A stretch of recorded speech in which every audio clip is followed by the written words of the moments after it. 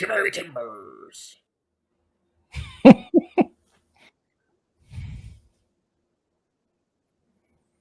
On the ball.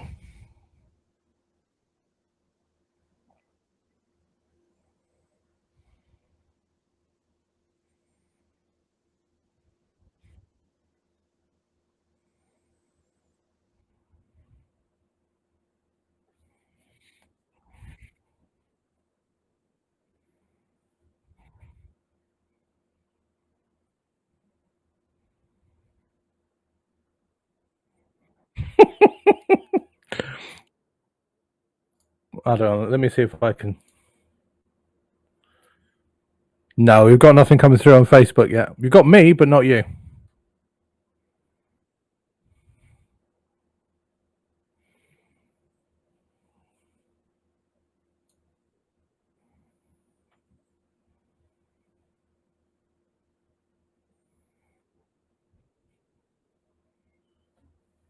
Well, hello, what it is watching. He is currently trying to get this sorted.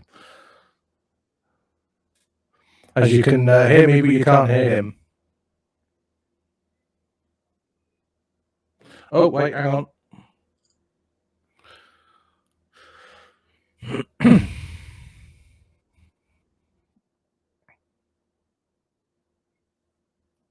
Yep. So, hello, I'm Lance, aka LemurTango. Over here in England. Got it, I think.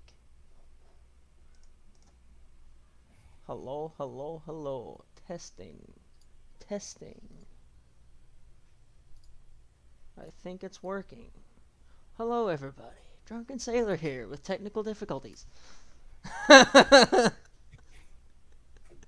Oh, good start. Good start. Great. We're going places, man. That's right. They can hear you now. It's all yours. You carry on. Drunken Sailor here, the first episode of Ship Talk.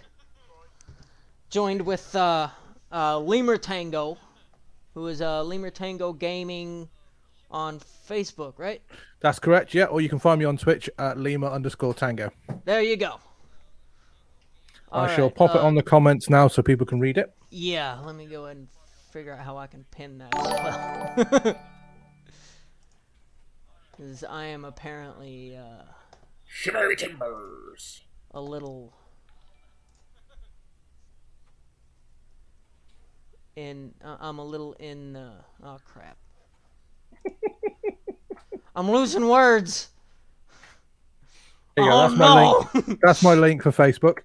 And Twitch is if I can remember rightly. That's not what I wanted to do. Facebook, why are you doing this to me? Click on that. Shivery timbers. Shiver me timbers. Robert likes. Shivery timbers. Robert likes is ready to set sail. There you go. And that is my Twitch link, as you can see in the comments. Nice. All sorted. I've had to move my keyboard over because I can't see because the microphone's right in my face. Oh, I need to get me one of them fancy mics. This really cheap, Amazon. Ooh, Amazon. How much you get it for on Amazon? 35 British pound. Ooh. I'll have to. I'll see if I can find you a deal and I'll send you the link over. All right, nice. All right, so how's everybody doing this evening, night, whatever time zone you are in? All right, so I guess we should start by telling people a little bit about yourself, since I suppose so. Yeah, we could do. Yeah, it's a way to start, I suppose. Yeah. I'm a gamer, obviously. I started off freelancing and I still do, a little bit of free advertising there, respawning.co.uk. We do games reviews, we do games news, that kind of stuff. I do that freelance completely in my spare time, and through that I've now started streaming and doing stuff on my own channels. So been into gaming a long time. I think my first ever, we'll bit about myself and bit about my age, my first ever gaming console This is really going to really show my age. See if anybody's even heard of this. It was a ZX Spectrum Plus 2. Not sure you ever had that over the pond, but it was I think it was an English company, the Spectrum. So I don't know if it made it all the way over there, but yeah. So the ZX Spectrum Plus 2 was my first ever console. So there you go. Nice. That's a bit about me. I'm over here in England. He's over. That's pretty. Anything else? Throw it in the comments, and I'm happy to answer any questions. Yeah. Hit up them comments. In the meantime, I only just started getting into this about 2 years ago. And then had to go on a little. You can tell this is live, people. Well, he was over there. He was supposed to be my background commentator. Talk amongst yourself, people.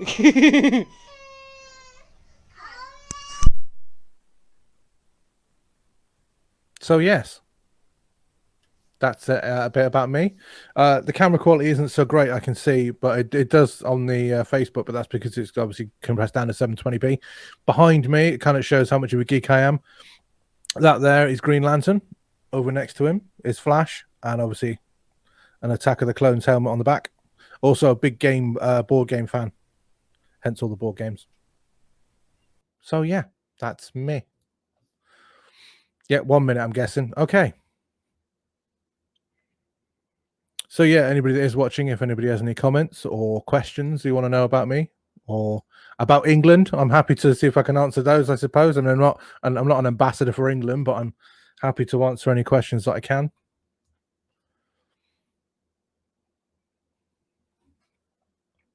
You play D&D? From Jeremy. No, but I really, really want to. I'd love to get into D&D. I really would. The closest I've got is using the tabletop simulator, and that was with randoms, and it doesn't really work with randoms. I mean, not especially over the internet. I'd love to be able to just meet up in a bar, or pubs as we call them over here. I think you've got English pubs over there, and just sort of have a D&D night. It'd be so cool. I really want to get into it. I just haven't got the chance to do it over here. So yes, to answer your question, Jeremy. Yeah, no, I know. I've seen so many online people doing D&D, and it looks so much fun. I'd love to get into it. Online D&D. That's actually one of the things that me and my brother's been trying to get me into it, and we're eventually going to get around to it. Yeah. we keep having things pop up, and like there's always things that get in the way. That's the problem I found. Yeah. Jeremy's just said board games are a lot of fun too. I like the big board games, the ones that take up a whole table. The big, in-depth, massive, epic ones that tell big stories and almost like D&D kind of stuff, but not like your normal Monopoly and Scrabble and things like that. I'm talking like, I mean, I got some boxes over there. They are huge. They take up a whole table. Those are the kind of board games that I'm into. Nice.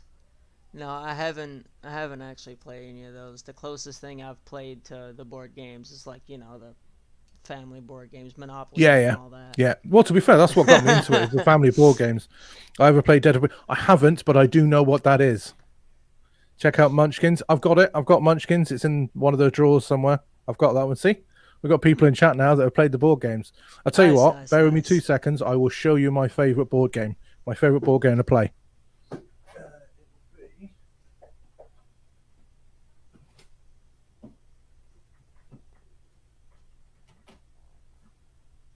I like that Stormtrooper. What is that Stormtrooper thing? That's cool. It's a Clone Trooper helmet from the Clone Wars. Nice.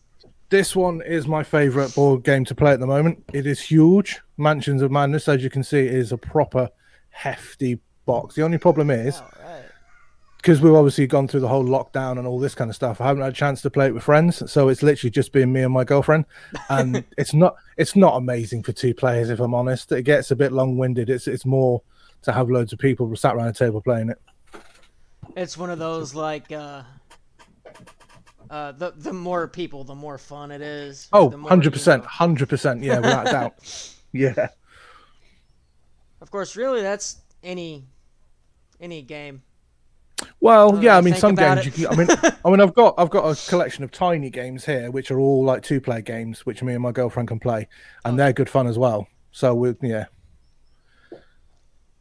So they're telling you need to check out Dead of Winter. Dead of Winter. Oh no, Jeremy needs to check out Dead of Winter. Apparently, What is Dead of Winter? Is that like a? I've heard of it. I think I've seen the cover art of the box. Yeah, but I've not actually played it myself. It's one of those that's on my long list of Amazon wishlist stuff. I might have to go and check it out here in a little bit. Oh Lord.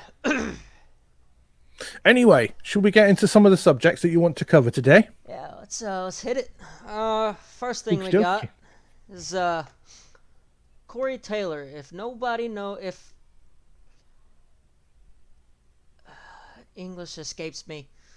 If nobody here knows who Corey Taylor is, he is the lead singer of Slipknot and a band called Stone Sour.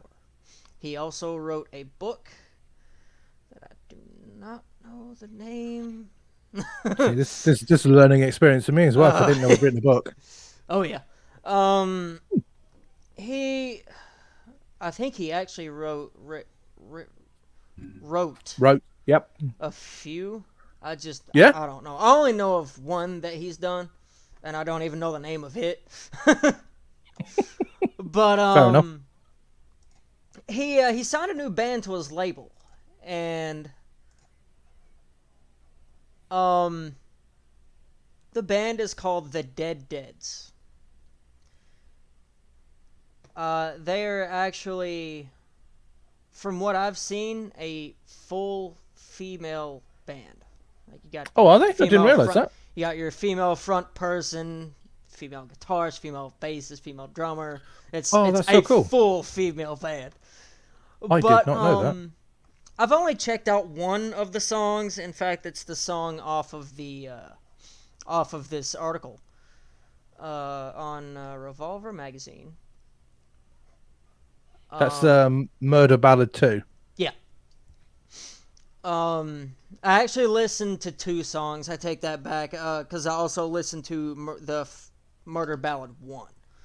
And I did. See, I haven't heard that one yet. I had a quick listen before we came on, and it's a good song. It's a very, Oh, yeah. do you know, his voice is a very his voice is very reminiscent of the sort of Stone Sour voice and the Numb song that he did with Slipknot. It's very I don't remember reminiscent. the Numb song. I've got to go back and listen to a bunch of Slipknot's older music, because when I first got into Slipknot, before then I was mostly into classic rock and country. But when I first started listening to Slipknot, it was the album that Psychosocial was on. Yes, I know which one you're on Hope Is about. Gone, that's it. Yeah. And I started listening about there, and a friend of mine back in school showed me a few, like their more known songs. Snuff, that's the song. Snuff, not Numb. Yeah. My apologies. Oh, Snuff. Oh man, Snuff. Yes. Mm-hmm. Yes, Oh, that's the love song, it. not Numb. My apologies. His voice reminds me of that song. In this Murder Ballad 2, it reminds me of Snuff. It does. But yeah, if you guys like, seen 2 of you said that Robert says he loves Corey Taylor. James Corey Taylor's awesome. Yeah, check out. Oh, I just forgot the Dead Deads, because they did Murder Ballad 2 with Corey Taylor, and it's pretty good. Tell you what, for those in the chat, and obviously you're going to watch this back, I'll throw the link to the Revolver, the actual piece they've done with the YouTube link on it as well. So that's there you go. That's over in comments now if you want to check that out. Obviously not right now. Wait until we finish talking. Yeah. Yeah, there it is, popped up. Cool. Back in school, everybody has their, I want to be in a band. I'm going to make a rock band. Yeah. Well, I tried that, and I was about to say, how far did you get with that dream? Be honest. Very far. Look at me. I'm a rock star. No. I can tell. You hide it well. I'm glad that you haven't let it go to your head. Most definitely. You remain humble. I love it. Actually, the furthest I ever got to doing that was the plans of putting together a band and the plans of wanting to rehearse. Or, actually get together and rehearse. Yeah. And then come to find out after, because we didn't really have anywhere to go. So I was just like, screw it. My rinky-dink trailer we lived in. Then I found out that not a single person that I was trying to get with to jam out actually owned an instrument. That always helps. I can, yeah. I mean, that's. I would be honest with you. If you're going to start a band, having your own instruments is quite high up there on the necessity list. To be fair. Yeah, I mean, you kind of gotta actually being able have to play something them. to do something with. Just to follow on question, that did they know how to play the mini instruments, or was that like on the next? That was the next to do list. Two of them, I'm pretty sure that was the next plan. One of Amazing. them was actually part of the drum line in my high school band. Oh, So, okay, yeah. that's cool. So Yeah, we she could at keep least a had the steady beat at knowledge least. of drumming. Right, so they knew what a drum was. That's all. That's always a good start. Oh yeah. I was actually fortunate enough to have my mother buy my first guitar. Oh wow, Yes, it was. that's pretty cool. I was all about Slash back in the day, right? And I'm still about him right now. He is one of the 4 people that, oh God, like, I could talk about him all Man day. crush. I'm not going to. Yes, definitely man crush. But Sorry, Jeremy's just put. Who needs instruments? Just use imagination. oh, most definitely. It'd be a very quiet. It'd be a very quiet concert, but yeah. It's what's all in the mind that counts. Yeah. Just imagine we're really, really good. Yeah. God. Amazing. But, Amazing. I had an obsession for Slash, right? So when you obsess over something or someone, you learn about him. Yep. Well, his go-to guitar is a Les Paul. Okay. I always wanted a Les Paul. Well, my mother got me this Washburn. I don't know exactly what model it was, but it was beautiful, right? It was metallic red. Nice. I think it was a maple neck. Ooh. I don't really remember. I'm assuming it was maple. And like I was, of course I was grateful for it because freaking guitar, right? Well, yeah. I mean, but I was just like, you're given a guitar. not a Les Paul. I later found out that, well, not too much later, but I later found out that the band Def Leppard, right? I think I've heard of them. Rings a bell, but carry on. Rings a bell. Their guitarist, Phil Collins, not to be confused with Phil Collins. I was about to say he did well Collins. for himself. That was 2 bands he was in. Wait. Phil Collins is the one that does in the air. Yeah, he was also in a band Genesis, wasn't he? I think so. Yeah, we did solo and he did Genesis. I'm pretty sure that checks out. Yeah, I'm a big Phil Collins fan.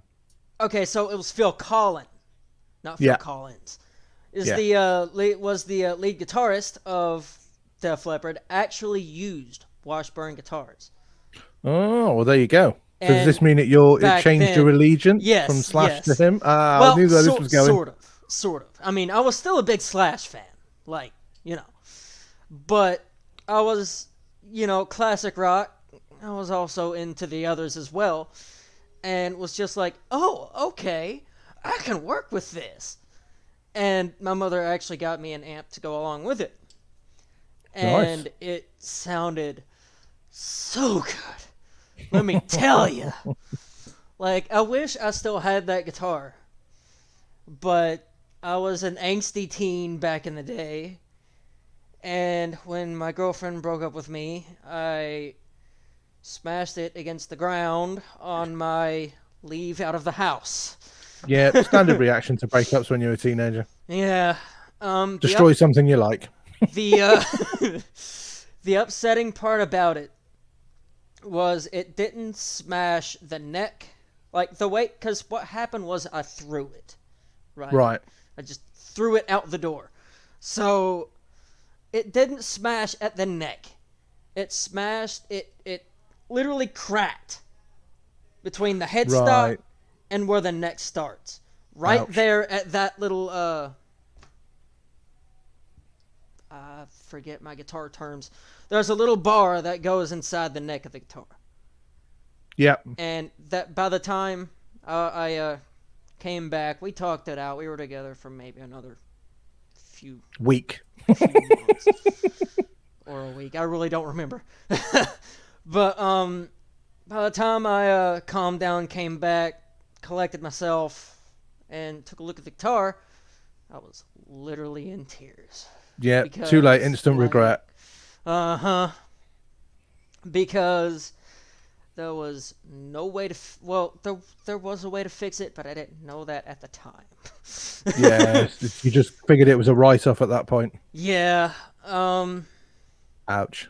But later on, I actually got an Epiphone Les Paul, which is... I Ooh. don't want to say the knockoff, because in my experience, Epiphone has been better than Gibson by way of quality, sound quality, hardware quality, and all of that. Okay. And I mean, I'm riding the enthusiasm here because I have absolutely no idea what you're talking about in terms of guitar makes here. I've heard the names banded around, but I couldn't tell you what the difference is. and I actually got to where I prefer an Epiphone Les Paul over Gibson, just because I like I said. So do you still play now from time to time, or?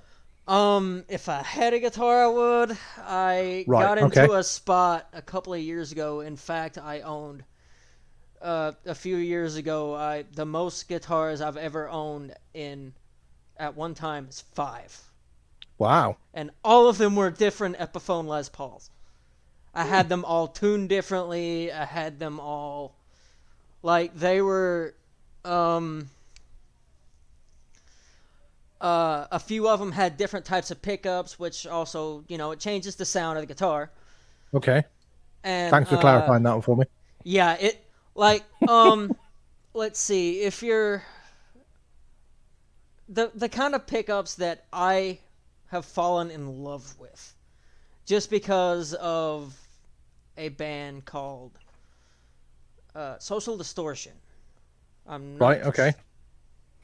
Their frontman uses he actually uses a gold top, a 1956 a 56 gold top Les Paul with P90 pickups. They give it this specific sound, right? It's like hardcore punk rock with a mix of a country twang to it, right? See, now I want to automatically say Kid Rock there. I mean, That's a little. No. Yeah. No. a little bit. A little bit. little Okay, bit. that's cool. if you have some time, you should look up Social Distortion. Check them out for a bit. You'd be I able will to do. be able to Yeah, it understand sounds them. cool. They were like Yeah, man. 90s. I don't even want to say 90s because they started in 78. Oh, they've been going a while Punk then. band. Yeah. They were Ah. Social Distortion. I want to say basically one of the founders of punk. You know, you've got the Ooh, Ramones, that's a and you've bold got. claim, that is. I mean, yeah, I know. Trust me. I mean, you know, you've got the Ramones, and you've got the more popular ones from back when punk was first starting out. Yeah. But not many people know about Social Distortion. See, I've heard the name before, but not spoken about to the extent that we're talking now. It's like I've seen documentaries about the Sex Pistols, I've seen the Yeah. Ramones and things like that, and I have heard Social Distortion kind of thrown around Yeah. about, oh yeah, then this band was also around, but they never sort of mentioned anything more about them. So I've heard the name, so I'll have to check them out. Oh yeah.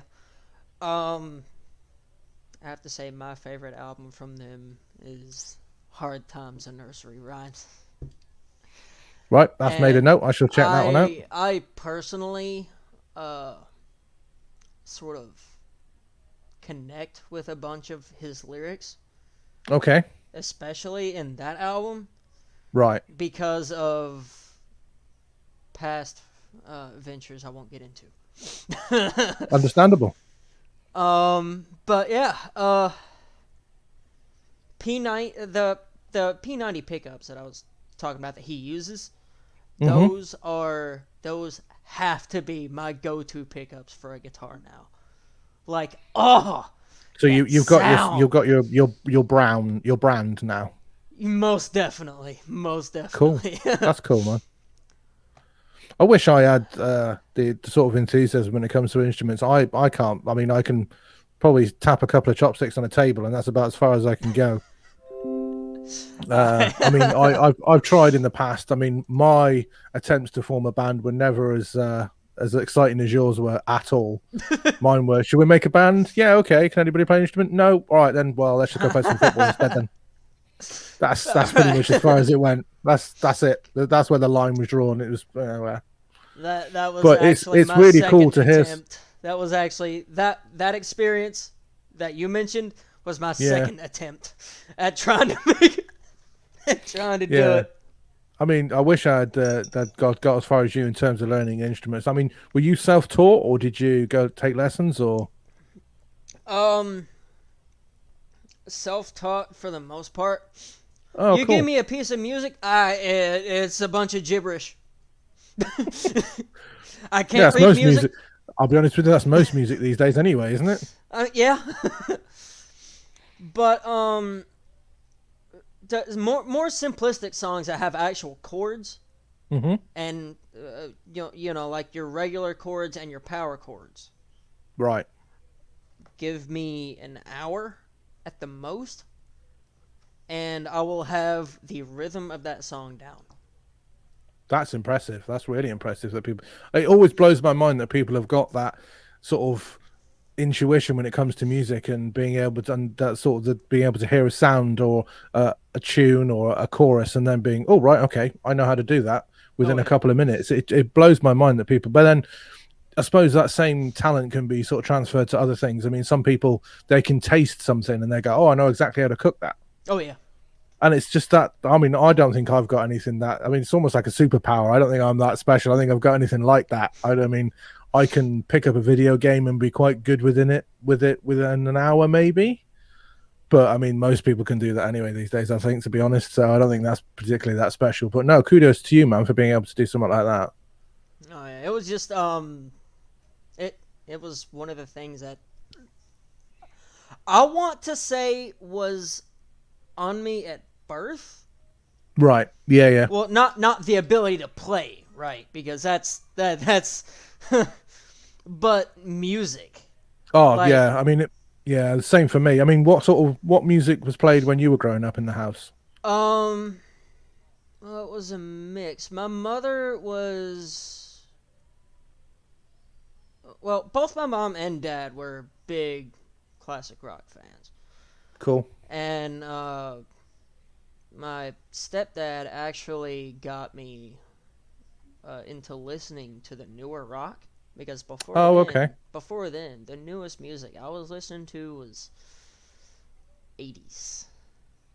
Cool. Probably. Yeah. Well, to be fair, 70s, 80s, the best time of music anyway for that sort of for classic rock. Oh yeah, most I mean, definitely. did you ever go through? I mean, I've spoken to a couple of people about music and stuff. Did you ever go through a phase where you purposely listen to something else to rebel against your parents? It's like, well, they think that's cool, so I'm not listening to that because they think it's cool. I'm going to listen to something else instead.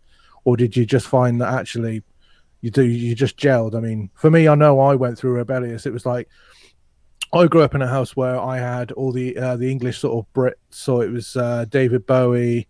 Oh yeah. But we also had Guns N' Roses and Bon Jovi, but it was a mixture. So it's also Spandau Ballet, which is the sort of the British new romantic scene, which happened during the 80s, and the Human League and all the electro pop kind of stuff. So I grew up with a sort of an eclectic stuff, and then as I got older, as I sort of hit my teens, I was like, well, I'm not going to listen to any more of that because my mum thinks that's cool, my dad thinks that's cool. I'm going to go and listen to stuff that they would hate. This is a sort of a rebellious side. Did you ever go through that, or did your music taste sort of stay the same as you grew up? Mine, my music side basically stayed the same. I rebelled in other ways, like sneaking out at midnight, stealing a friend of mine's bike and taking a midnight bike ride. Not even to do anything, Just a bike ride. I want to go outside. Nice. Fair And enough. the usual not doing my homework, not paying attention in school, sleeping in school, Yeah, standard stuff. Yeah. See, I mean, it's weird because I went, like I said, I rebelled and went, and I sort of got into the new metal, so like Limp Bizkit and Papa Roach and things like that, and I got into that stuff that I knew my parents would hate, but then I really got into it, really liked it, and then as I got older, I then started listening to the sort of music my mum and dad grew up with as well. So now I like all of it. It's all encompassing. I'll listen to any kind of music these days. I mean, I've been to raves, I've been to drum and bass nights. This is all this kind of stuff. But then I'll also still sit there and listen to classical music. I'm all encompassing these days. I used to be back in school, and for like 4 years after, I used to be metal, nothing but metal. Yeah, I was like that. Then I just kind of, starting to mature a little bit in my mind, and I was just like, you know what? Some of this stuff ain't too bad. Yeah, that's exactly what happened to me. I was like, actually, this isn't as bad as I thought it was. Why did I not like this earlier? Yeah. Like my newest obsession nowadays has been what Pandora calls dark country. Okay. Which you've played Red Dead Redemption, right? I have, yep. It's kind of like cowboy music.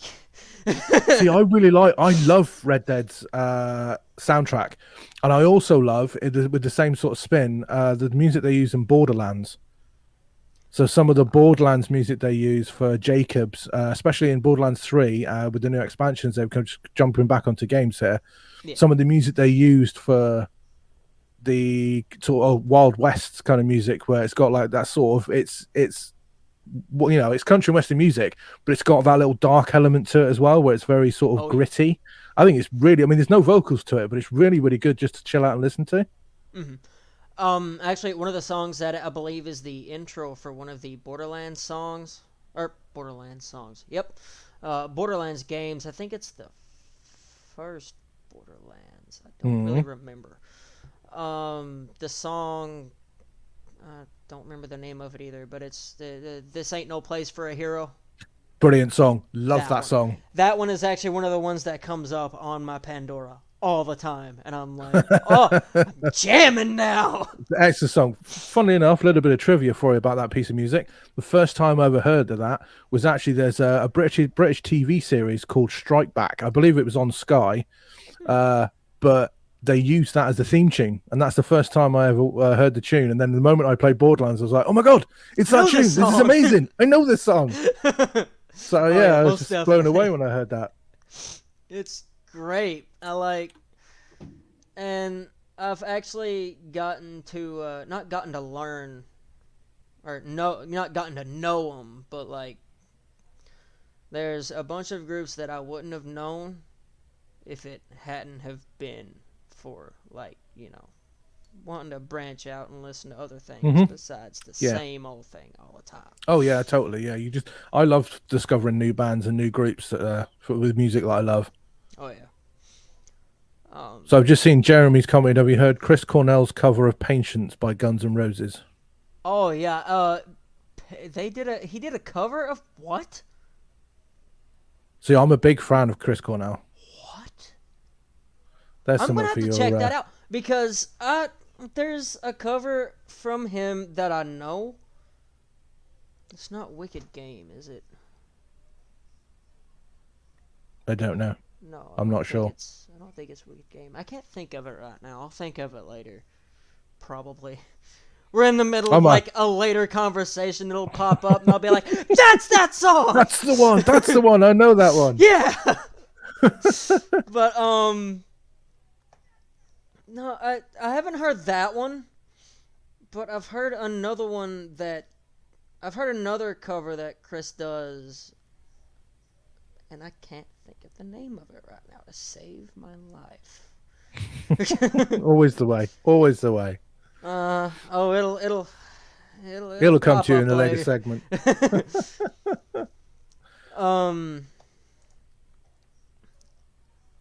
Cool. Speaking of segments. Yeah, I was gonna say. Let's get on. Amazing to the, segue there. Netflix part of it. Mm-hmm. Netflix is wanting to jump in, wanting a piece of the gaming pie, apparently. Yes. Yeah, I was reading up about Go ahead this. and pull that up. I'm gonna put it over here. Computer, can you? Got it. Got it. All right. Now I should probably do a thing. I'm going to do this right here. There we go. Alright, now I can actually show people this link. Cool. Alright, Netflix is looking to expand video games to new Apple Arcade style service. So I'm if anyone knows anything about the way that Apple does their games, or gaming, or whatever. Yeah, it's their arcade service. It's more like little indie titles. It's not like big AAA titles. Oh, okay. Well, yeah, I figure that's only gonna pave the way to bigger. I mean, well, then saying that though, it does say. Further down the article, it says here we don't compete with Fortnite better by doing something like a streaming service because we're not very good at that. We compete doing the most amazing TV shows you've ever seen. So you put down Fortnite and come to watch our shows. Oh yeah. So obviously that was. I don't think they're planning on competing with the big AAAs. They're just trying to take on. They're just like you said, a little bit of the pie. Just get into game. Just get into it. Yeah, I mean, it'll probably be very similar to what Amazon Prime offers, which is you can get the Amazon Prime Gaming, so they give away free indie titles if you're a Prime subscriber. So I imagine it'll be. I didn't know. Amazon's doing a bunch of stuff. They're getting almost as big as Google now. It's crazy. Yeah. But yeah, I mean, how would you feel about a game streaming service from Netflix? Is that something you'd be interested in, or is it? I mean, or is that just another subscription to add to the pile? I mean, me myself, I am not really bogged down at the moment by subscription services as it is because right. But yeah, I do find it interesting that Netflix is trying to do this. Yeah, I mean, I don't know where I mean, there's so much competition now. It's crazy. I mean, there's what are all of them? There's Xbox doing their Game Pass. Yep. There's which I think we're covering in a bit. Yeah. There's PlayStation doing their PlayStation Plus, and those were I think those were where it started, wasn't it? I don't Yeah, really well, I know think the. back in the day it would have been Xbox that had their Game Pass that started back in the day, because I believe PlayStation didn't even have like a proper game subscription service where they would give away free games until it got to like the PS3, PS4, and then they started giving away, if I'm correct. Yeah. Because I think with PlayStation 2 there wasn't really much of an online presence, and then PlayStation 3 really pushed the online kind of stuff, and then obviously it transferred over to the PlayStation 4. But way back, going back all the way back to the Xbox 360, you had obviously Xbox Live and Xbox Live Gold. Yeah. So I think Xbox started it, and then PlayStation, in my mind, in my personal opinion, have made it better. Personally, I can't that's just the way I say look at on it. like PlayStation versus Xbox because I have no idea. Like, Yeah, I know more about Xbox than I do PlayStation. yeah. I know Well, I mean, barely anything about. yeah. See, I went Xbox. PlayStation 1, PlayStation 2, skipped PlayStation 3, went to Xbox 360, and then went to PlayStation 4. So I missed out the PlayStation 3 and sort of the generation. But yeah, but I would say I'm happy I stuck with PlayStation person. I mean, I've got an Xbox One, but I say I've got it. It's my girlfriend's, so I have experience of both their Game Pass and the PlayStation Plus subscriptions. And I would say I'm happy that I'm playing for the PlayStation One and not the Xbox One. Put it that way. Oh yeah. The ones I had were started with a PS2. Yep. And then my brother owned a PS3. Mm-hmm. And then my cousin owned an Xbox 360. Yep. And then for me, it just came down to who the more friends I had on which platforms, which That was my So that was my basically deciding factor. only reason I've stuck with Xbox for so long, other than same for me obviously going with most of the PlayStation. different games. Yeah. But, yeah. I like when it comes down to the quote unquote console wars. Yeah. I am not on any side. I mean, the way I see it, all of them have their ups and downs. Both PlayStation Completely. and Yeah. Xbox are basically the same in which they are different. Yeah, no, I agree. Yeah, no. If that. No, that makes total sense. I do. Oh, yeah, and I understand what you're saying. Completely, 100%. Yeah. Like, the only thing basically comes down to their hardware, and even then, it's not really much different at all. No. I mean, I would probably say that if I had to pick between all the consoles and a PC, I would choose the PC. Oh, most definitely. Well, especially Purely... now, because most of the time you can get PlayStation games, Xbox games on your PC. That's one of the huge benefits that I have, thankfully, that my girlfriend pays for Xbox subscription, is the fact that you get some of the Xbox games on PC, which I think is amazing. Absolutely amazing deal. Because obviously you don't get that with PlayStation. It's literally just PlayStation, that's it. Yeah. Whereas Xbox have got that they've got that new Xbox cloud gaming as well, where you can cloud game Xbox titles to your mobile phones or your Windows devices, which I think is an amazing. I mean, I haven't given it a go yet, but I think it's, again, branching out into all the different ideas that I think Stadia tried and failed dramatically at. I haven't personally experienced the Stadia, so I'm not going to comment on that one. You're not missing out on much on that one, to be honest. It's a great idea, just poorly executed from my experience. I think they just need to go back, redo the entire system. Oh, completely, yeah. They were trying to run before they could walk, I think, with that. Yeah. And that obviously, I think that's why Apple haven't tried doing anything like that yet. And going back to the article we're talking about, that's why I think Apple's Arcade is a huge thing, I believe, in Asia. So obviously all the indie titles and stuff, I think the Apple Arcade is really, really popular in Asia and that area.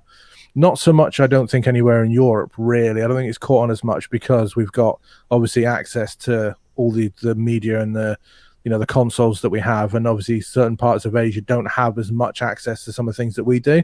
So I think that's why Apple Arcade and its whole infrastructure has been so popular. And like I said, I don't blame Netflix for getting involved in this and wanting a piece of the pie, because if they can pull off what Apple's pulled off in Asia, then why not? Fair shout to them. I don't think it'd be something. I don't think it'd be something I'd look at personally, but I can understand why it's being done, and I understand that the market's there for it, sort of. Oh yeah. I mean, where you've also got these people that are like, they're always on Netflix anyway, but they are also gamers. So like, combining the two to one subscription, why the hell not? Yeah. Because I know one huge thing at the moment is mobile gaming has gone through the roof. So if they want to, if Netflix try to corner them or try to get a piece of the pie of mobile gaming, then why the hell not? That could be quite good for them. But it's not like they need the money, though, let's be honest. Yeah, they're not exactly broke. No, definitely not. Hopefully they keep pumping out some of the series that they have done, and they don't sort of give up on some of the AAA titles that they've got at the moment on the streaming channels with movies and series and stuff. And obviously, hopefully that doesn't lapse because they're going into gaming. But I don't think it will, to be honest, because they've signed so many deals with so many different studios, especially with gaming studios as well. I'm glad I read this because I didn't read it all the way through the first time. Okay. Netflix is apparently also currently working on movies based on 2 Ubisoft properties: The Division and Beyond Good and Evil. Mm-hmm. And the Assassin's Creed series as well. Assassin's Creed. Yep. So I can't wait to see how well they do the Assassin's Creed, because see for me it's The Division. I haven't. I had friends that played that one, but I never personally played that one. Right, got you. Not even for any real reason other than I just didn't have it. That's fair. There's a lot of games I'd want to play that I haven't played because I haven't got them. Yeah. So yeah, no, I get where you're coming from on that one. But yeah, like I jumped into Assassin's Creed on Black Flag. Mm-hmm. Which also got me into the pirate shanties type of music. Nothing wrong with that. Yep, nothing wrong with that. And I actually jumped into a few of the earlier games because of that one. Right, cool. Yeah. Like, see, I was thrown into the Assassin's Creed world through my girlfriend, actually, because she is a huge Assassin's Creed fan. She's got every single title.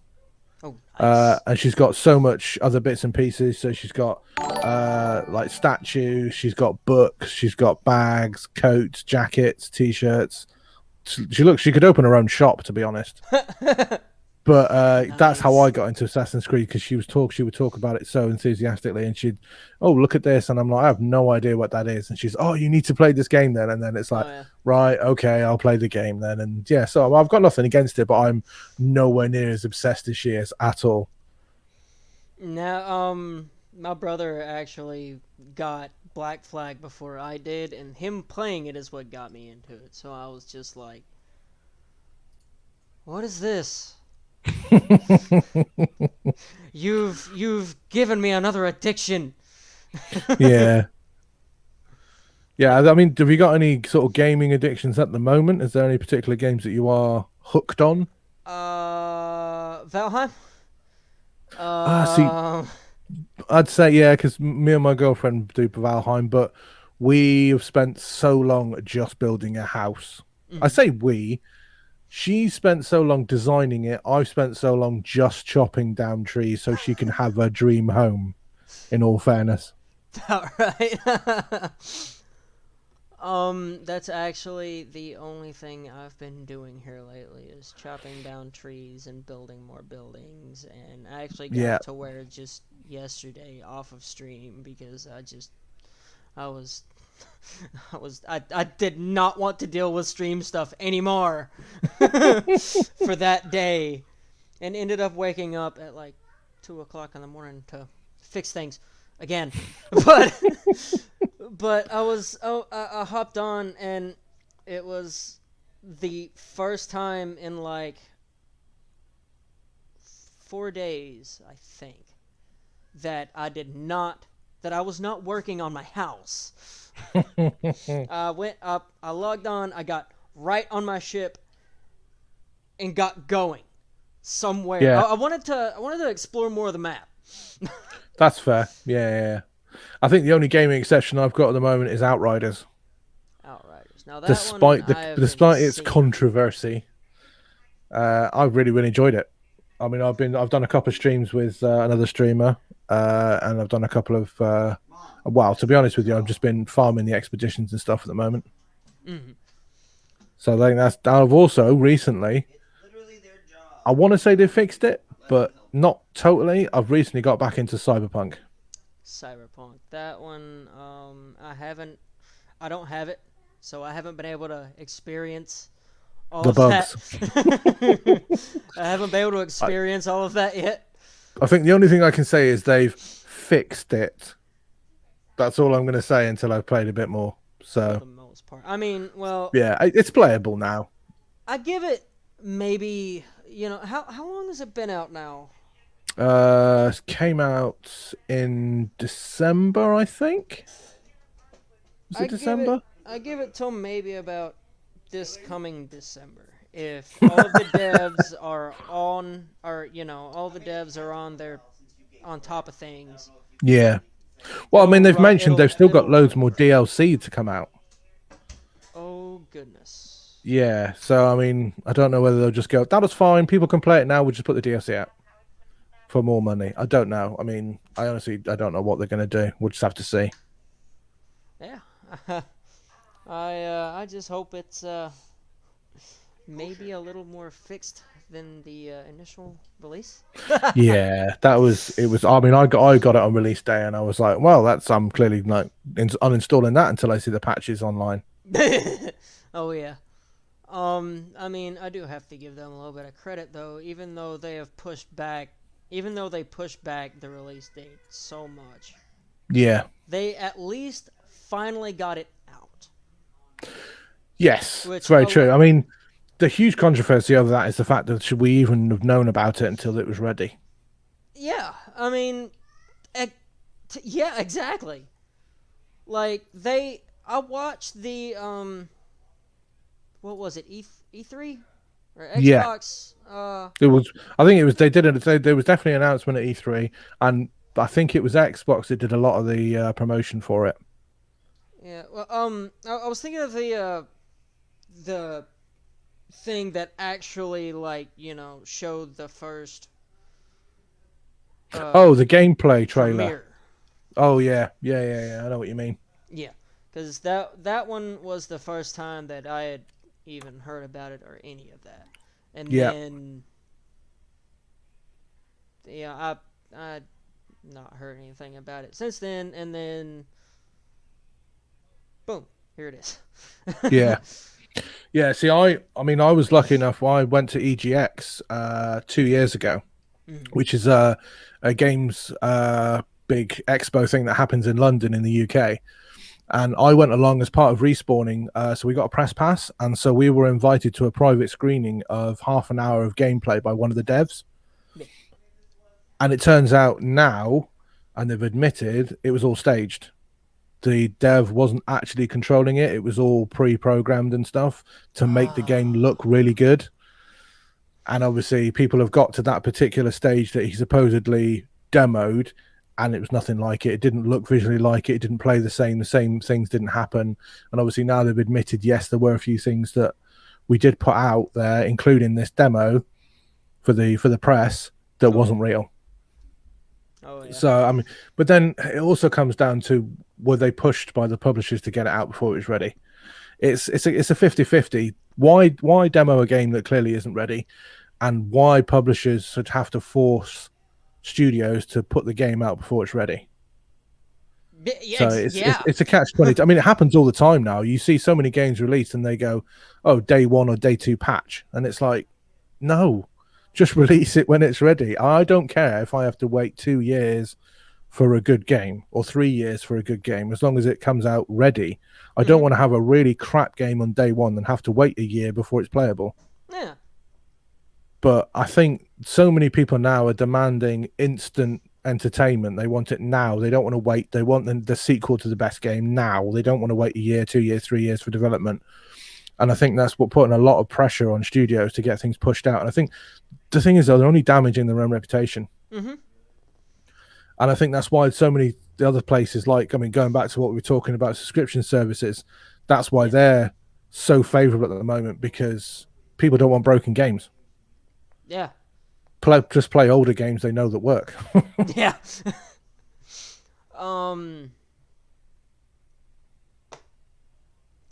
Okay, that was something I was going to say with that, and I just forgot. Quick reminder of what? Netflix's TV series? No, the games, the quality. Oh, quality of games being released when they're not ready. Yeah. Oh yeah. Diablo 2, right? You know, old game, Yes. 1990 something, I think. I really don't know. Or like 2000 something, you know, earlier game. Blizzard is actually doing a remastering of that. They are indeed. I was lucky enough to have a play with it during the closed beta. Oh, nice. Diablo 2 Resurrected. Yes, it is. It's very good. It's very, very good. Like, yes, I was quite impressed. Being a fan of the game back in the day, because that was Diablo 1 and 2 were the first ones that actually played of that. Mm-hmm. I want to say I was almost speechless when I seen the ad on my phone screen, because I was just scrolling through on my phone, right? Yeah. Now I seen this and I left it there, like. Yeah. And see, my cousin, who was we were chilling at the time, looks over at me, just doing, and he's like, "You okay?" I just turned the phone over, pointed it to him, and was like, "Diablo!" Yep. You got Crizzy in the comments saying that they're ready for the remaster and they're going to smash it so hard. Yeah, me and him have talked about it a little bit. Like, yeah, as I said, I was lucky enough to play the closed. Well, I don't, was that an alpha or a beta? Can't remember now, but it was the closed one, so it was only a very short segment of the game, and it looks so good. They've remastered the sound now, so it's Dolby 7.1 surround sound. It's just it's updated graphics. Everything just looks and feels so much crisper, but at the same time, it still has the feel of the original. It's perfect, personally for me. Because I was a huge Diablo fan. I have rinsed the hell out of Diablo 3. I've had it on PC, I had it on PlayStation, I had it on Switch, I had it on the Xbox. I have played, not the Xbox, sorry, no, the what's it? What do we have to it? But yeah, basically I've had it on every console you can get hold of it, and I have rinsed the hell out of Diablo 3 to the point of where I've got my friends involved. We've all done raids together. I'm quite excited about Diablo 2 and the new Diablo. Nice. Diablo 4. I never personally got into Diablo 3 just because I haven't. It just felt so different to me from. It Diablo is different. 2. I will give you that. Yeah. There is a big leap in terms of I can see why a lot of Diablo 2 and 1 fans wouldn't make that jump to 3. Yeah, I mean, I currently own it and I've tried it a little bit, but you know it. That one just ain't there for me. Just doesn't feel the same. No. Yeah, that's fair. I mean, a lot of people I know that have played 1 and 2 don't all feel the same way about 3 that you do. Oh, yeah. And it's fair. I totally get why, because obviously I haven't played them all. I understand why some people wouldn't like number 3. I think it might also be I haven't played it on PC, right? I played Diablo 1 and 2 on PC. And I have Diablo 3 on Xbox. Mm-hmm. So, like, I feel like to me it's just I'm not I'm not using a keyboard for it. Yeah. It's controller, and it's so weird. Like, I want to know if the controls are the same, maybe on PC, or if WASD is still walk and the controls are different. What, on 3? Yeah. Yes. Yeah, it is the same. Oh, it is the same. It's... Yeah. Alright. I may have to get it and try it on PC after I upgrade this thing, because this thing is like 2 years old. It does not have the capacity to run that game. One of the cool things as well we did learn about the Diablo 2 remaster is they're also bringing the expansion pack Lord of Destruction.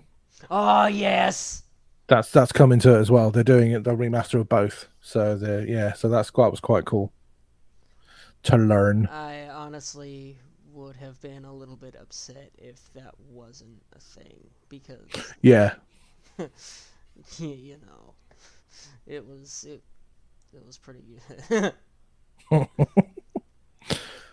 Okie dokie then. Well, did you want to move? He was doing Inferno rushes. Oh no, rushes in middle school. I know.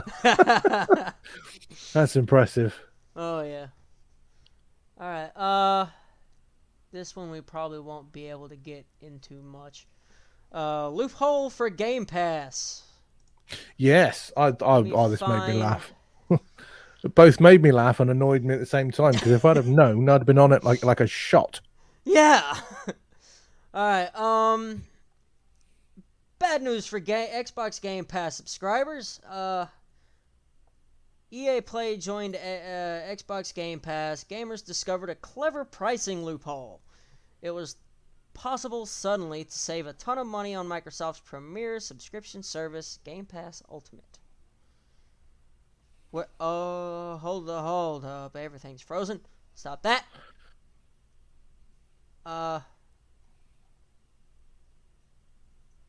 There we go.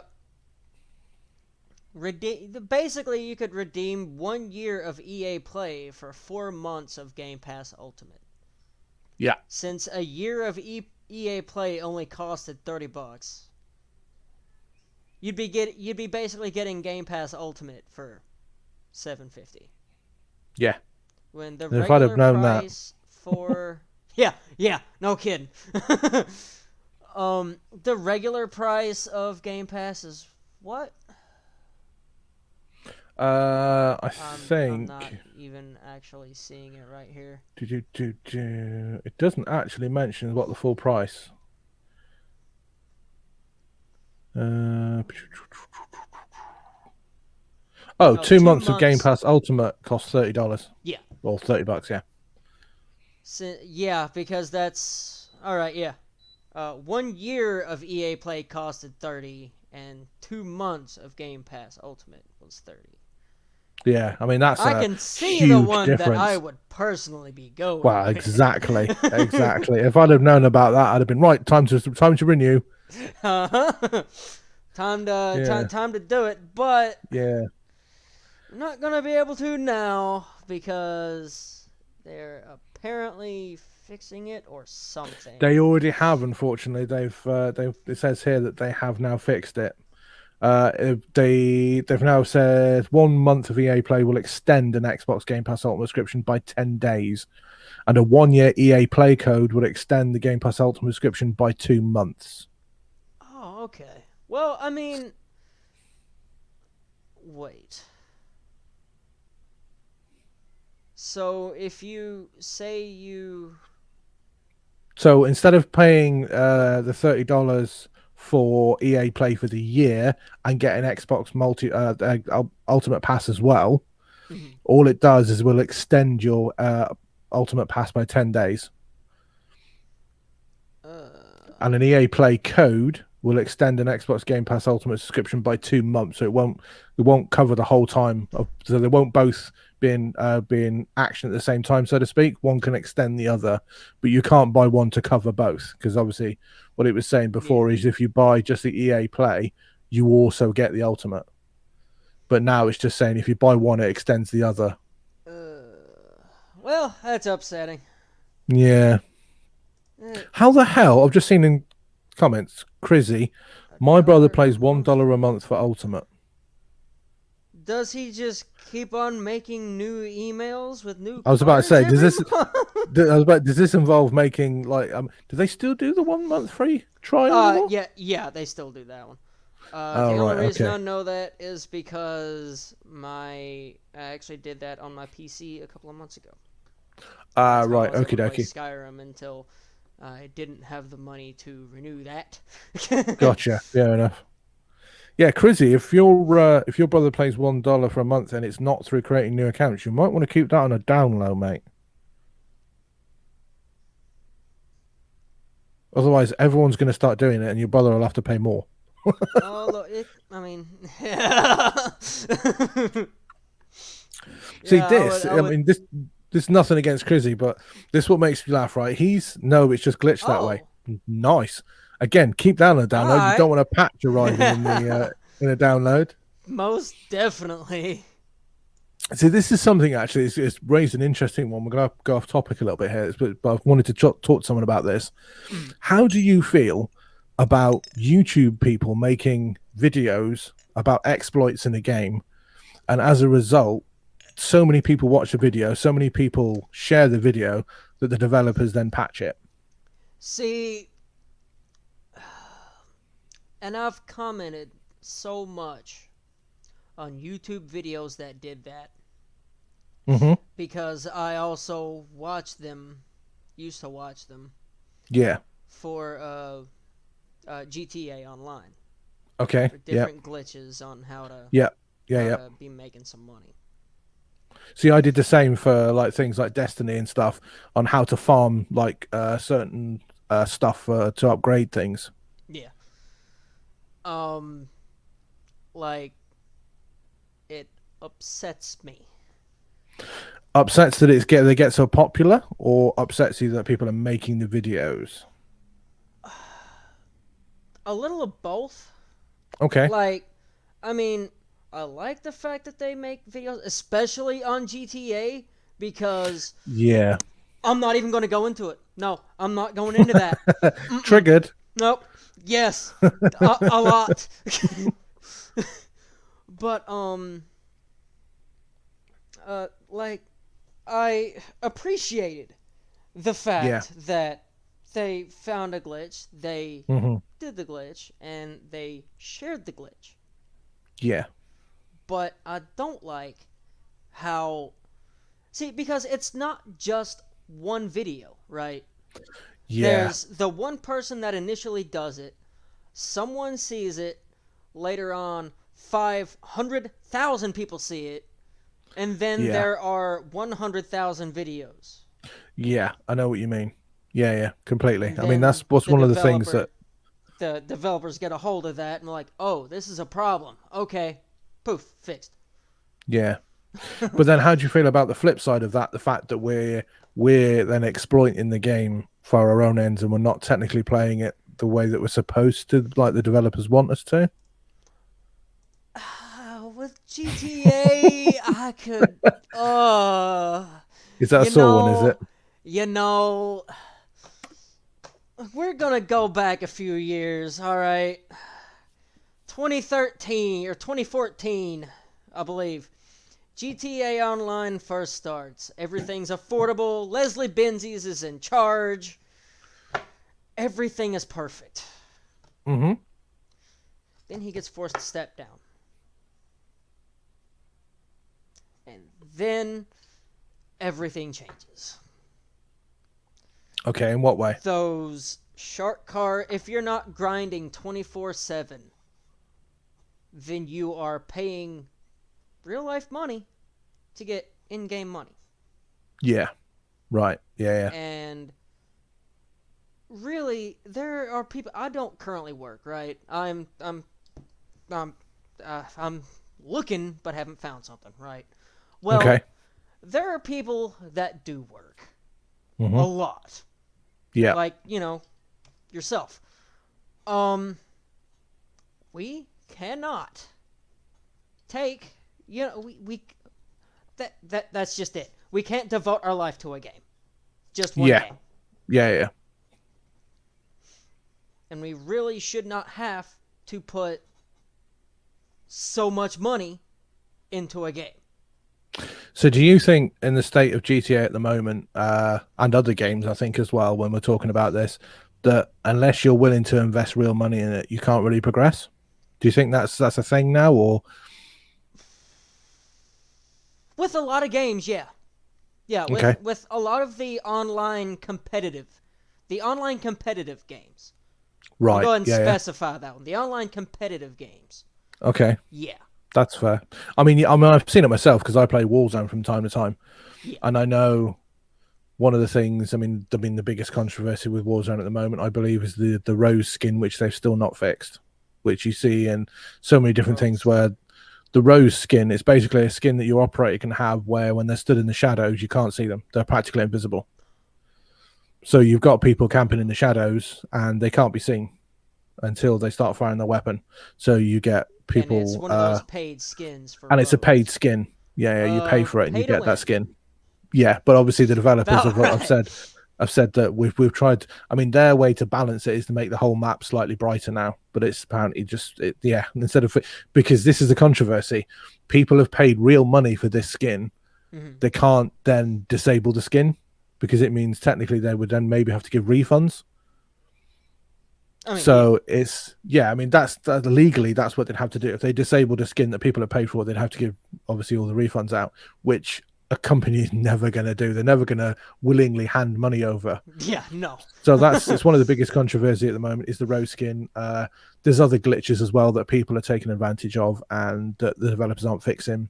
But it also goes to... There was a big one with the... I think it was a stim airport. glitch, wasn't it? Oh, yeah, the airport one. Under the ground. And me and actually Crizzy, one night, or I think it was me and Crizzy, it may have been me and one of my cousins, were online, and we had come across this. We had come across people using this glitch. Yeah. And we were just like, oh, really? Yeah, it destroys the game, to be fair, because there's no fun. The thing is, though, it's a catch-22, because once you know how to do a glitch, do you really not use that glitch yourself?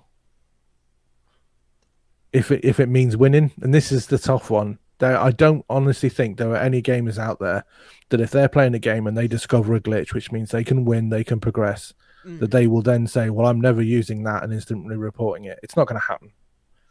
It's not that kind of world. They're going to go, oh, I found this glitch. I'm going to use it. This is great. I mean, I'm going to progress. I'm going to get better. I can kind of... Because I've there done was it. a glitch for the longest time in Minecraft, right? Right, okay. Where you used... It was one of the duping glitches. And when they added the new stuff in the Nether... When they had the Nether update, they patched the glitch. Okay. And originally, I only really wanted to duplicate stuff that was the hardest to find. Right. Okay. And then I got the bug. See, Crizzy's just said that. Crizzy's just said in the comments that he doesn't need a glitch to get the dub. He wouldn't do it. No, most definitely. Crizzy's a goat, man. Fair enough. I mean, fair shout to you, Crizzy. If you were to first to find an exploit that means that you could either advance or win every time or whatever, fair shout to you if you can say hand on heart you'd never do it. You're stronger than me, because I know for a fact I'd probably end up using it. Granted, if it became too easy and I knew that if I was to use a glitch every single time I would win every time and there'd be no sport and no fun in it, then obviously I'd stop using it. But if there was still that, I mean, I actually watched a video the other day on YouTube, some guy who had purposely used cheats in Counter-Strike, and he'd invited all these people to a private lobby, and he said, right, I am using glitches, I am using hacks. I want to see how difficult it is to actually, or how easy it is to win every single round whilst using hacks and glitches. and he went up against, I think it was like a game. He technically glitched the game out because it was like a team of 12 against just him. Oh yeah. And he still found it not as easy as he thought it was by using glitches and hacks to win the game. You still have to concentrate. It's not a simple win every time. So in that instance, I think I would possibly still be tempted to use it. But if it was an instance where if I use it, I'm guaranteed a win, I don't have to do anything. I just have to get to a certain area or stand in a certain spot or use a certain piece of equipment a certain way, and it means I'm guaranteed to win every single time. I don't think I'd use it all the time because there'd be no point playing the game then. It just wouldn't be fun. I mean, it's a tough one. I know. I would be the one to like use it every now and again. Like if I'm really used to losing. So like a win every now and again. It's really good. Yeah. I mean, I think I'm of the school of where I would use it from time to time as long as it wasn't game breaking. Yeah. If it gave me a slight advantage, I might use it from time to time. If it basically meant I was going to win or I was going to level up every time I used it, then I probably would stop using it because there'd be no fun there. Yeah. It's just like okay, I'm winning. I've got everything leveled up. Yeah, exactly. Yeah. I mean, I think that also, but saying that, I will say, if it means saving money in terms of a game pass or something like that, of course I'm going to cheat. Oh yeah, yeah. So going back to the original story of this loophole, prices are just Exactly. Yeah. So going back to the original subject, yes, I may stand here or I may sit here and say, well, I wouldn't use it or I wouldn't use glitch or a hack all the time. If it means saving money on a game subscription using a loophole, damn right I'm taking that loophole. And I am gutted that I missed this news. Yeah. When I seen it, which was probably about 2 days before I actually shared that link. Yeah. I was just like, are you kidding me? I could have been doing this. Yep. But yeah, like that's an interesting one. I'd like to get some audience participation on that one, on cheating and hacking and stuff, and where people stand on it. I'd like to know if we have any people out there that do it on a regular basis. Obviously, they can remain anonymous. We're not going to out and shame them live on a stream or anything, but it'd be interesting to know if there are people out there that are willing to discuss with us the fact that yes, they use it all the time, what their enjoyment is. It means they'll get a win every time. It'll be interesting to see if there's anybody out there that maybe wants to jump in the comments, or if you know anybody, if you're watching now or watching this back, if you know anybody that does do this on a regular basis and maybe wants to drop into one of these and talk to us about it and drop some comments down below. They can obviously remain anonymous. They can just talk to us via email or whatever with what their sort of story is. It'd be interesting to get people's feedback on this one. Yeah, because like in reality, cheats, hacks, all of it is actually a really big subject in gaming because they're everywhere. Yeah, they're without freaking a doubt. Everywhere. Yeah. There's your Warzone, there's your Minecraft. Look, you can even find hacks and glitches and stuff for games that aren't even multiplayer. Yeah. Well, you can find hacks and glitches for ones that are even online. Yeah.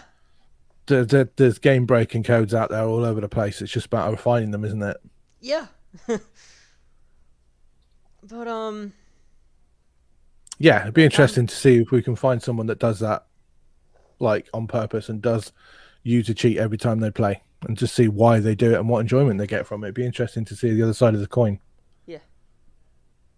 Yeah. If you know anybody, if you know anyone that actually uses them, or whatever, just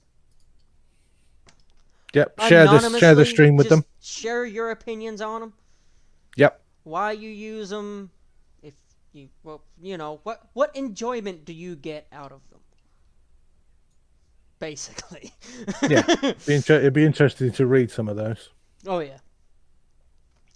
Right, moving on then. I shall announce the next one if you don't mind, because this one I'm extremely excited about. Oh yeah. Sony and Discord have announced a partnership. Yes. At last. I have That's a last. mixed opinion on this one. Oh, really? See, I'm so excited about this because the amount of times that I've played cross-play games, Yeah. and that I have friends that want to play on PlayStation or play on Xbox, and I'm playing on PC, and they don't have Discord, or they're not technically minded, they don't know how to use Discord, and that I've wanted to use Discord. I'm so excited about this. Why are you mixed feeling on this one? Because of how it happened. Oh, okay then. So, Fair enough. The thing with it is, there were conversations with Microsoft about a partnership. Yeah, because they were going to integrate it into Windows, weren't they? I think it was something like that. I didn't exactly... I read, sort of. Yeah, I think what I one. read was... Yeah, I think my reading was that we're going to integrate it into the Windows environment. So it was going to be a standard feature within Windows. Yeah. And apparently that fell out, didn't happen. And Sony swoops in. Like they do. It's just like, yeah. Oh, we've got another one. For Sony swooping in. But I mean, I want to know how that is going to change. Chat, like, what? Okay, so you know more about PlayStation, right? I do, yes. What do they have for a gaming chat? It's very, very similar setup to Xbox, to be honest. You can create parties, and then obviously your party chat will be played over the top of the game sound. So you can have a mixture between the game sound and your party chat, or you can just have party chat, or you can just have game sound. So it's a very similar sort of architecture to what Xbox has got. So in terms of, I mean, I would say the PlayStation one's easier because I find the menu and the context menus within getting into a party, getting to chat with everybody, adjusting all your audio and stuff, you can do in game. Whereas I found in Xbox, a lot of it is in menus. You have to come out of the game, you have to go to the settings, you have to do this. All of it can be done on the fly on the PlayStation. The party chat on the PlayStation system is so much more streamlined than the Xbox one, in my own personal opinion. This is why I really wish I had me a PlayStation, just so I had. I actually had the experience of both consoles because, as I said earlier, the last PlayStation I played on was the PS3. Right. Okay. And then it was Xbox from there on out. Yeah. And so I don't know a bunch of the differences between the menus chats, and functions and stuff. Yeah. I mean, I would say using the Xbox when I do, and then using the PlayStation when I do, the PlayStation it's easier to access things, but the Xbox has more options. Oh, all right. So that would be I think the biggest or the easiest way I can make the comparison is comparing an iPhone to an Android. So iPhone, really easy. It's all pictures. You know what you're doing. You just literally push a button. It's all done for you. Whereas Android, you have a lot more options, and you really have to delve into the menus to find it all. It's not all presented to you. It's not all made easy for you to find. Yeah. That's what I would say. So Android is Xbox and PlayStation is iPhone. If you really want, I mean, in terms of usability, I would say I would say that's the best comparison I can think of, if for someone that has not had much experience with one console over the other. Oh, that's about right. Yeah, because so back to the question. My wonder is, what's your gripe? What's your beef with PlayStation having Discord and Microsoft not? How are they going to use Discord? For lack of better terminology, how are they going to use Discord to better PlayStation? I would say, personally, the best way I would think of implementing it would be to replace the current sort of chat architecture they have at the moment and make it a Discord architecture. So allow it to be cross-platform. So instead of it only PlayStation people talking to PlayStation people, there is some kind of architecture there where maybe it's done online. So anybody on PC just uses Discord like normal. Uses Discord like normal, and they have their own servers, and then those servers are accessible on the PlayStation. And then through some way of doing that, they have the sort of chat routed, instead of it going through the PlayStation sort of system, they have it going through the Discord system. So it'll be very similar to what you have, or maybe on your phone. Oh yeah. So when you have Discord on your phone, have something like that on the PlayStation. That's the easiest implementation I can see.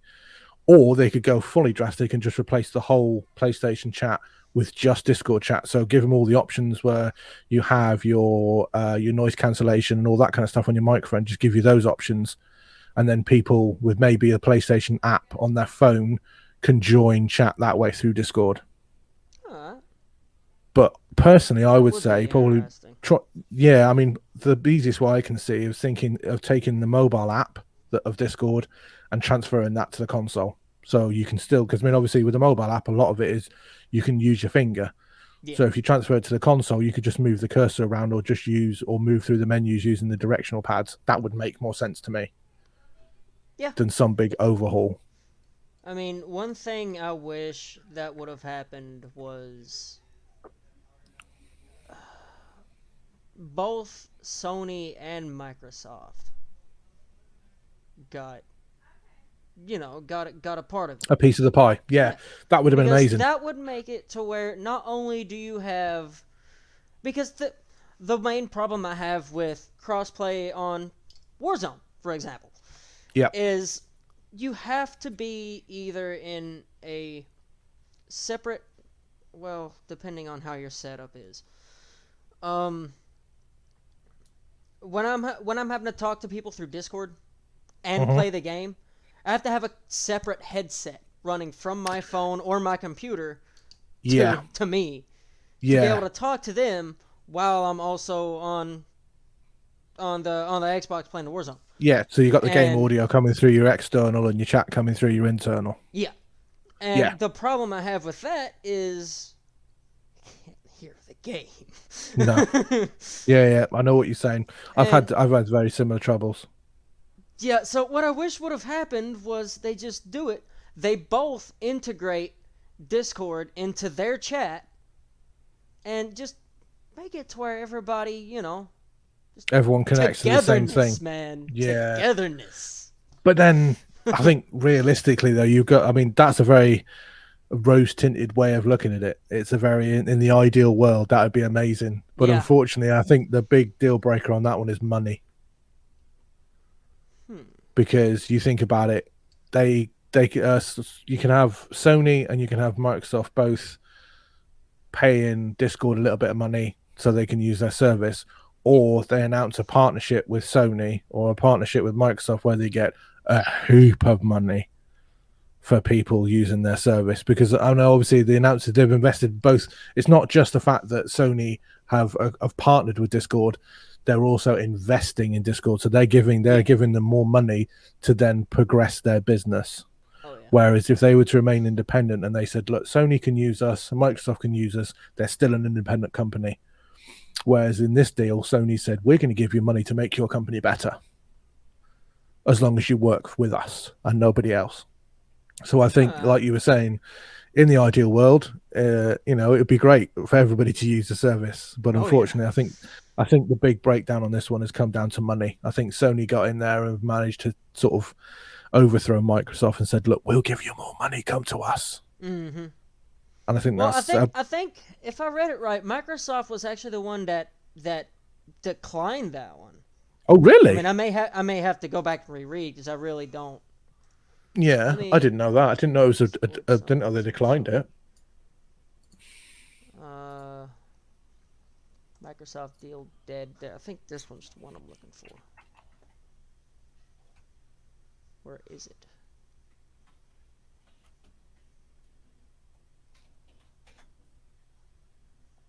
Yeah.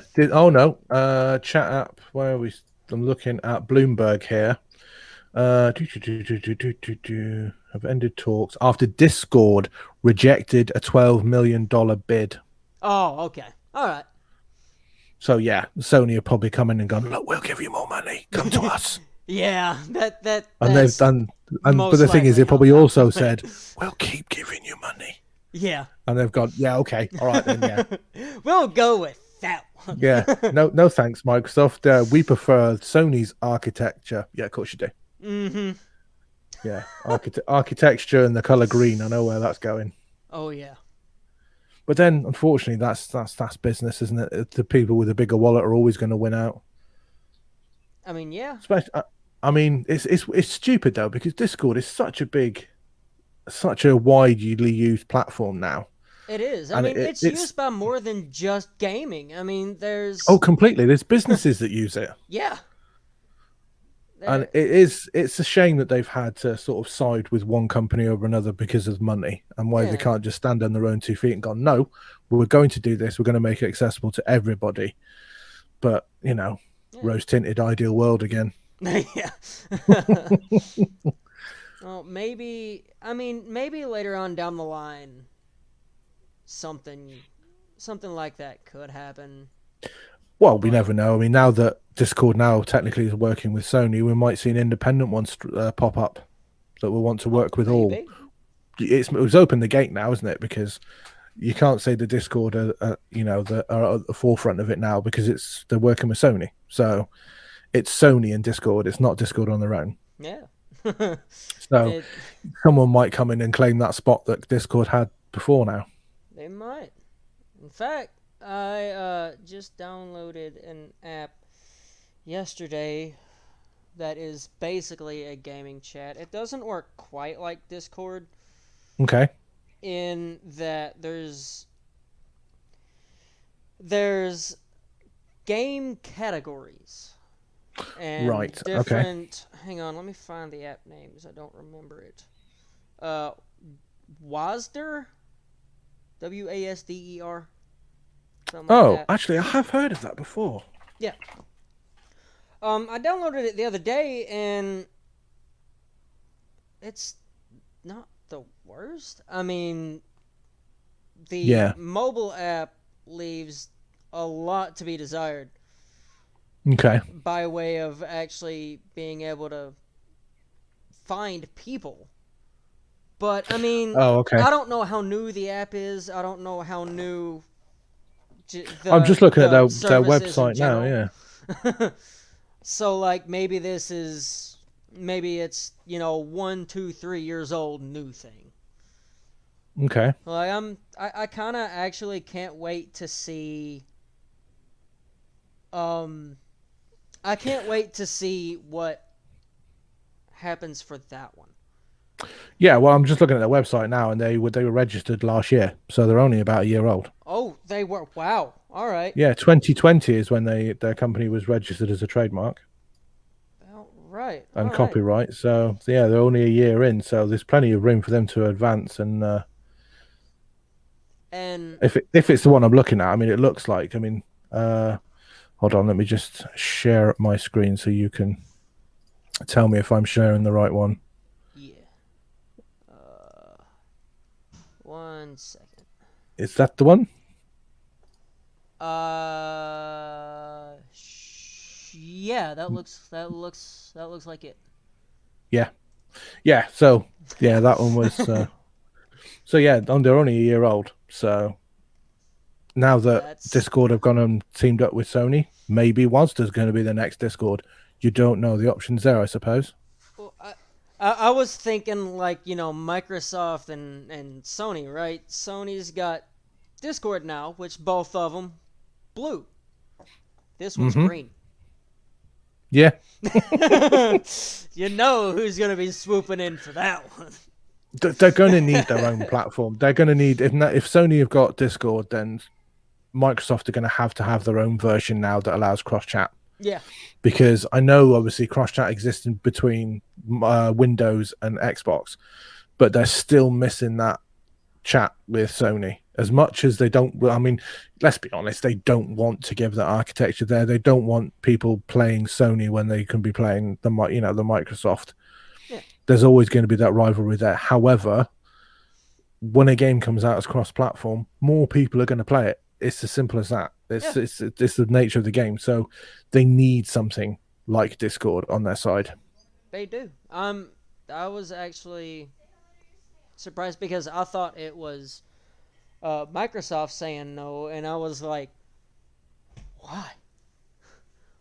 Yeah.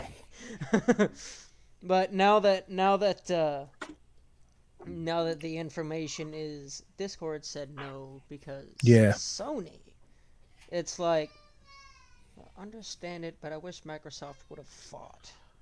Yes. Yeah.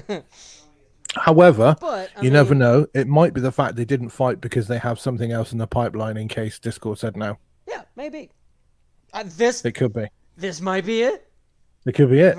You heard it here first, folks. Maybe we have just discovered Microsoft's next partnership. Yeah. Well, saying that, we say partnership, it's Microsoft. Maybe this will be the next acquisition for Microsoft. Yeah. All right. On that one, let's take a 5 or 10 minute break real fast. I've got to cool. Get up, no stretch worries. my legs, go bathroom break, and all that. So we will be back for the next half of this here in 10. Y'all don't go sounds anywhere. good to me. Ciao for now. Uh-oh. Help. Got it. Everything's freezing now. No, don't do that. Well, I could do this, folks.